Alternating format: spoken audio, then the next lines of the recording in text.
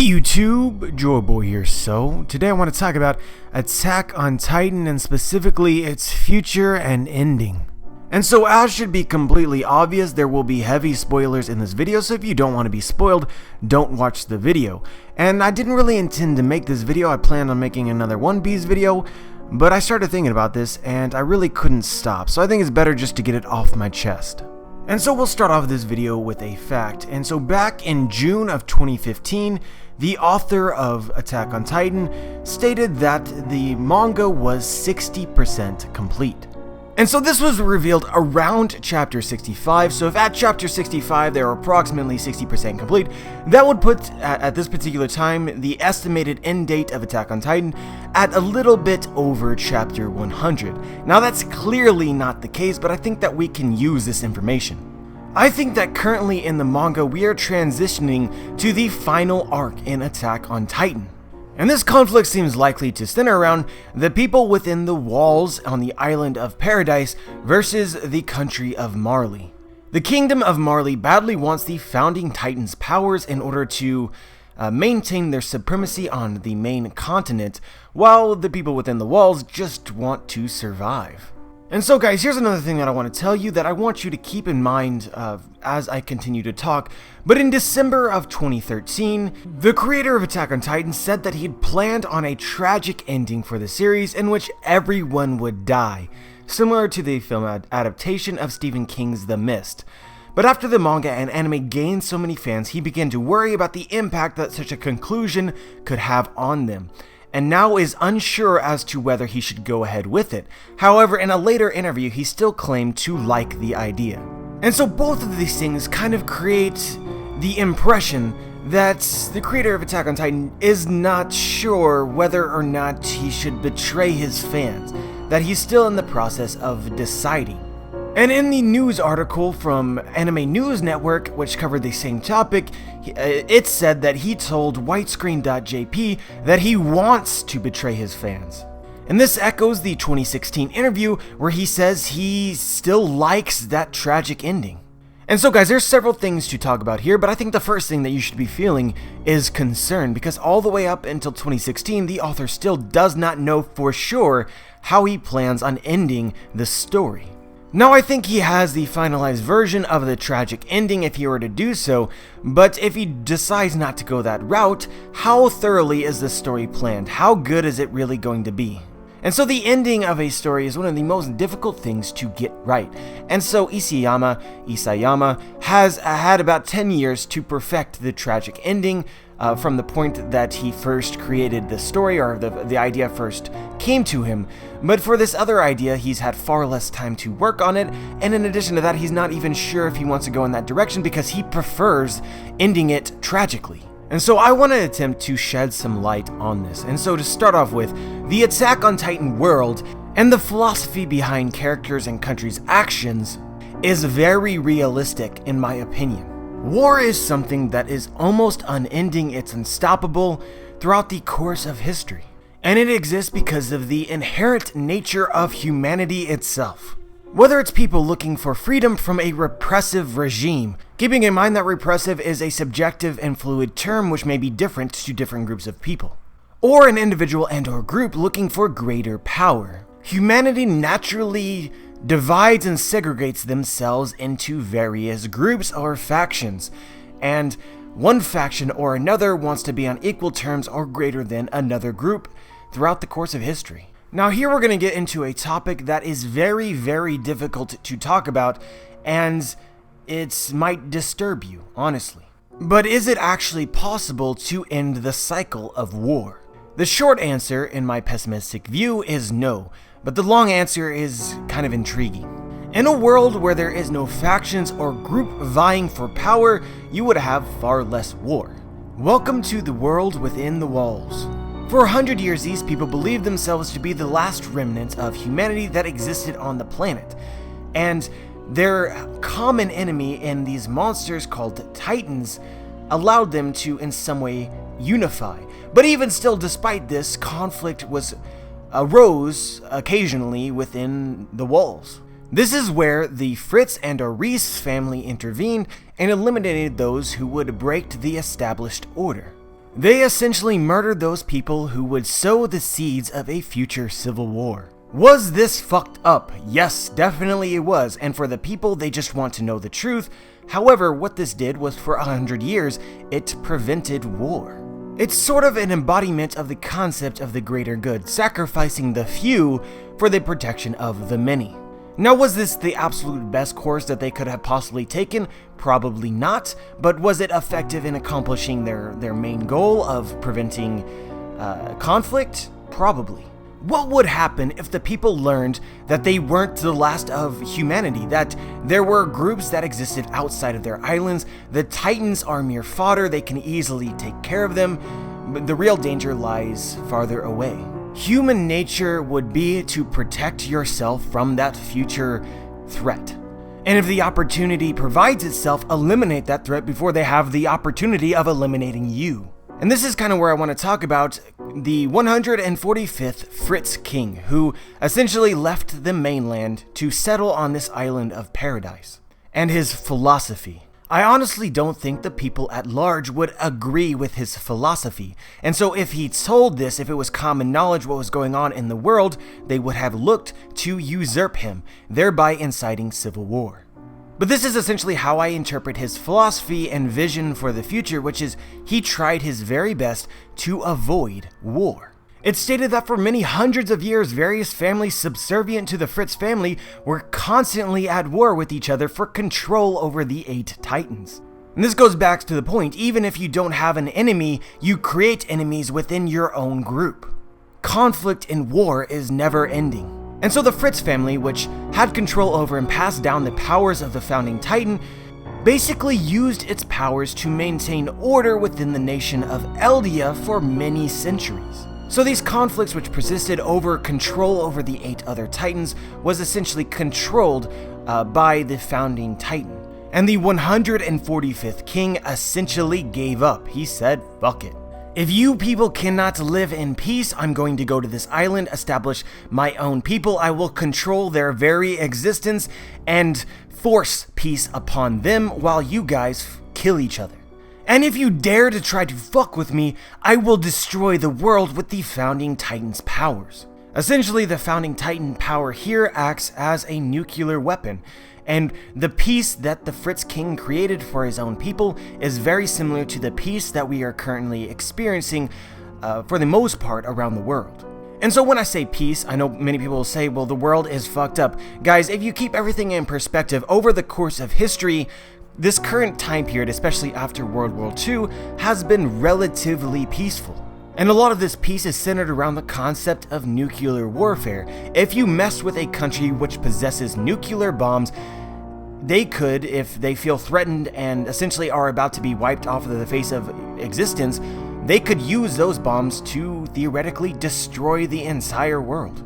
So this scenario is best avoided, therefore war with these countries is best avoided. But this differs from how it was over the course of history, because previously, if you had a stronger military than another country, and whether your motivations were fueled by fear and or greed, there was really no downside, aside from the in general loss of life, for acquiring another country's power and lands and resources and subjugating their people. And so before we move on, there will probably be a lot of people that say, well, it's not just nuclear warfare which prevents wars, there's also the concept of alliances. You attack a country and then you are clusterfucked by a group that have decided that your actions are in the wrong. That's also in play. I'm not talking about it here because it's less comparable to Attack on Titan. So going back to the 145th King, it doesn't seem as though he was hell-bent on acquiring power, because Eldia had already acquired the power for which he would supposedly be seeking. They have control over the entire continent, and the founding Titan is the supreme force within this world. The 145th King decided to abandon this power for the sake of creating an island which would essentially be a utopia where there would be no wars. He essentially gave up on the world and decided to create a new world. A world in which he and his descendants had the complete power and ability to control what it is that these people know. If they don't know about the power of the founding Titan, then they won't seek to take that power from him. If they don't know about the people that exist outside of the wall, they can't conspire to defend themselves or attack these other people. And most importantly, they would never ask the king to use the powers of the founding Titan. Nor would they ever ask anyone to use the technology of the Titans to create more Titans as a method of warfare. And this is one huge difference between the world within the walls and the history of the world at large, as well as the country of Marley. Both previously and in Marley, they used the technology to create more Titans for war, but within the walls, this technology was never used. Aside from the point in time that the country was first created, the walls were brought up and the Titans were placed as a barrier between inside the walls and the outside world.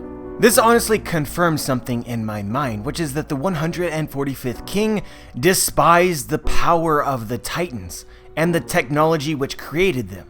And this leads to a philosophical question, right? How do you create peace? Well, one way in which you could possibly attempt to create peace is by creating an overwhelming power and uniting the world. That is exactly what the original Fritz descendant did with the power of the Titans, and specifically the founding Titan. But even despite this unification, the world still fought over the power itself. And through the pursuit of the unification of the world and humanity's in general need to establish different factions and groups and cultures and things of that nature, they created enemies, such as the country of Marley, which was a great country before the Titan power was found, and remained enemies that eventually conspired to overthrow Eldia once the king left. So long story short here, let's just assume that the original Fritz, creator of the Titan powers, goal was actually peace, and pursued that peace through essentially conquering the world and unifying it. This way was not the right way.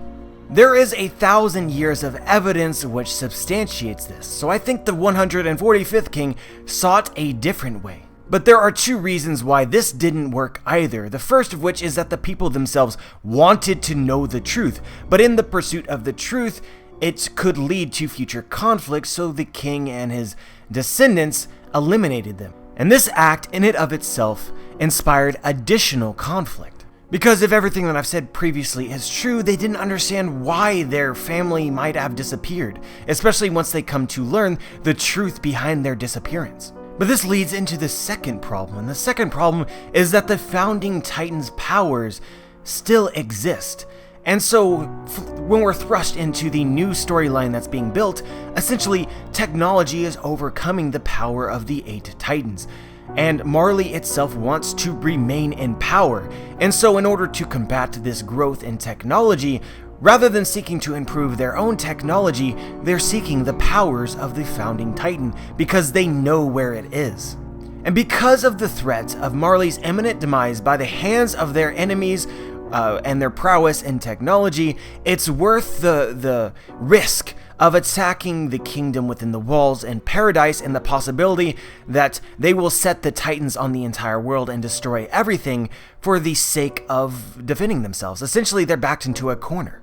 There's one easy way to remain in power, and if we're going to be destroyed regardless, then it's worth the risk. So I just provided 2 examples of possible ways people could think to perhaps achieve peace.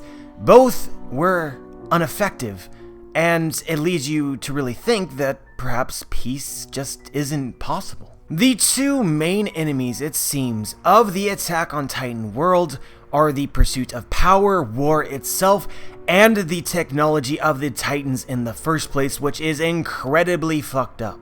So how exactly do you win by the end of the story? The way that the author has cultivated the universe, destroying Marley and eliminating the threat to the people within the wall, the people of Eldia, people of Ymir, is not enough. Because once this threat is displaced, another will follow it, without the power of the Titans, but with the power of technology. And given the length of time left in the story of Attack on Titan, it's very, very unlikely that we will get an entire fleshed out world war. And even despite that, the main heroes are the people with the power of the founding Titan. So their great strength relies upon this technology to turn people of Eldia into Titans, which is fucked up. You cannot have your main characters using this kind of technology. Guys, it's incredibly important to say that without the power of the Titans, the people of Marley and the people of Eldia would be completely overwhelmed by those who do not rely on this ability. It actually would have made far more sense for the heroes of the story to be in one of these technology-possessing areas, destroying the evil power of the Titans. And so if peace is impossible, victory against Marley shallow, then what is the true evil of the world which must be eliminated by the end of the story? The power and technology of the Titans themselves. This is honestly along the lines of what I think Isayama had in mind for a tragic ending, and could still very well be the ending of Attack on Titan. There are 3 ways in which you could eliminate the Titans from the world. First of all, we know that Titans can only be created from a very specific bloodline. If this bloodline no longer existed, Titans could no longer be created. How is that for a fucked up tragic ending? And I think, you might say, well, you don't need to do that. You need to just destroy the technology itself. But it's kind of stated that the powers of the 9 Titans, even if the person is killed without transferring their abilities, the powers then go to someone else with the bloodline randomly. So in this way, the powers of the 9 Titans continues to exist even if you don't transfer the ability. On top of this, by using the spinal fluid of one of these Titan shifters, you can then recreate the technology which creates the Titans in the first place. Long story short here, guys, is that as long as Eldians continue to exist, right now there is no obvious way to stop the cycle. I honestly really think that this is what Isayama had originally intended. However, that doesn't mean that there isn't a way possibly out of this, which would be, as of now, not fully explained, but basically undoing the power that created the Titans in the first place. Since we don't really know how it works, it would be incredibly difficult to explain it in this video. But no matter which option you choose, given that the people of Eldia and Marley rely on this power in order to survive, then by destroying this power, you inevitably destroy the country itself. There's a whole lot of no-win here. But I do find it significant that all of this that I've reasoned up until this point leads to a tragic ending. You're using a power that should not be used. It is native to your particular bloodline, and if that must be eliminated, and if this is what you're relying on to protect yourself, then perhaps your death is inevitable in the story. It's so tragic. And from this perspective, it would make a lot of sense for Isayama to be very concerned, possibly with making this official and canon in the story. What would the audience reaction be to such an ending? And so then you're kind of left thinking about the potential of retconning your ending of the story and creating potentially really absurd scenarios in order to make the ending positive. Things like, oh wow, we can finally turn all of the Titans back into the people that they originally were. And oh gosh, those people from across the sea who have built technology, they're really peace-loving people who only want to coexist with us and live happily forever. All of these things within the confines of the story as it's already been presented could be very underwhelming. But before I end this video, I do want to talk about briefly the possibility that this was never supposed to be solved, that peace was not obtainable, and that in order to survive in this war-torn world, you had to rely upon technology and warfare that is inherently inhumane.